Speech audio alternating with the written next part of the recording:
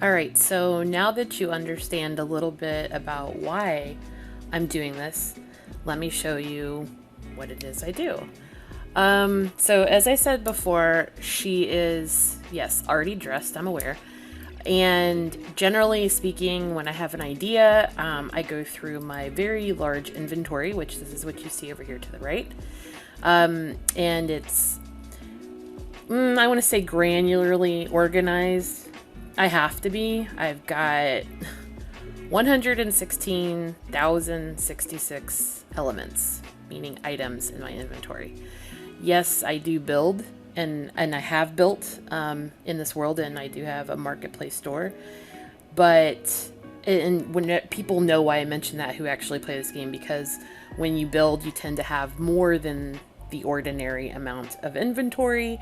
Unfortunately, most of it's just a bunch of crap. So, a lot of it though are outfits that I've chosen that could fit within certain themes of whatever ideas I have. I do shop regularly and usually get most of the most recent items that have been showing at fairs. We do have like certain fairs that they have going on a monthly basis. And then I'll just start putting together ideas.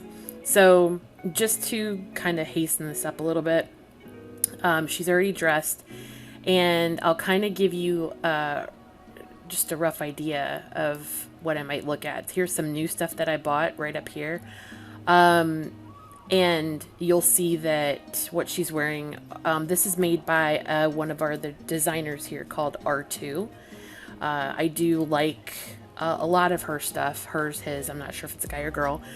So pardon if I'm missaying that. But she does a lot of sci-fi cyber type clothing, and a very good job of it at that. So I do have a lot of her gear, hers or his. So I chose R2, and this is a new one that just came out, both the boots and the top. And then I've been leaving for this group of images that I've been doing for Halloween. I have been leaving my fake icon gems around my neck. I do like them, and I'm kind of carrying it as a theme throughout each one of the images that I'm creating. Generally speaking, this character only wears white. For the sake of this theme of images and Halloween, I've been putting splashes of red in everything.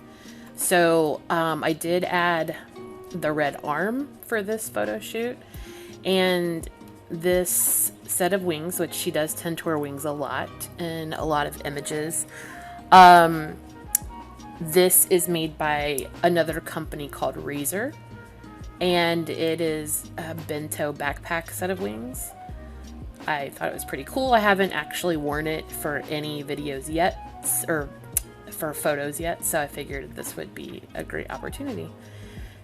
I get very detailed. I might spend a good few hours just trying to put together the look that whatever's playing around in my head. So I did opt for a hairstyle that was a little bit more cyberpunky-ish, but without being too out there. And I did basically bring it down a notch as far as like getting, I don't like to get too extravagant with any of the jewelry or any kind of accessories. Some people like to go crazy with accessories. I'm just not one of them. I did want to add a couple more items to this, and under body parts, I have a folder specifically for animal, demon, snake, mermaid, dolly parts, cyber, Borg, BJD, everything. So she's been quite a few characters. And I think this one is the Black Widow arm. There were some nails that I wanted to add. It's a left hand. So let me just zoom in without getting the naughty bits in there. And let's add nails to this hand. Perfect. I'm not sure. Actually, I might go for assassin nails. How about that? So I get super detailed in what I do. Oh, and they're even white right now. That's cool. We'll leave them white. So that there's some kind of contrast to the red. I get super detailed. I get super crazy as far as, you know, everything. Like, you can see she's even got tan lines and freckles, and she even has butt cheese. So I totally dig the imperfection. I'm not one to... I don't care too much for the finely airbrushed look. I have to break it up. It's just something in me that hates something to look too perfect. So I have to add details like the moles and the freckles and wrinkles, and even her boobs have veins, even though you can't see them right now. But I do tend to add imperfections to my characters. So she's almost, I think I might want to add one more detail for her if I can find it quickly. I don't want to take up too much of our time, but there is a few pieces, if I can find it, I'm not sure if I can, that are cyber, and I probably won't be able to find it quickly. This is why it takes me sometimes a few hours to actually get to the point before I start getting into the shooting part of what I do. I'll spare you that right now. It's not really, 100% necessary to have it. But this will be the doll. Now, I'm not so much worried about the crystals that are coming through the suit right here. Generally, if it's something that I can't do in the scene, I will use Photoshop to finish it off. You also see that I'm using particular viewer. I'm not sure if you can see the name of it up here to the top left, but it's Firestorm.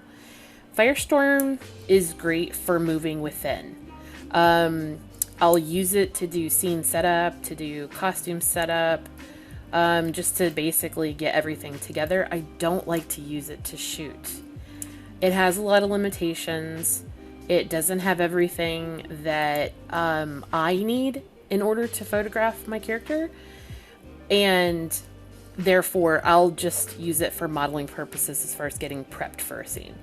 Other than that, I'll be using Black Dragon, which is my favorite viewer for photos.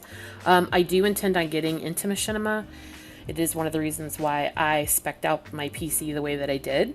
I just haven't gotten to that level yet, but it is something that I hope to get into.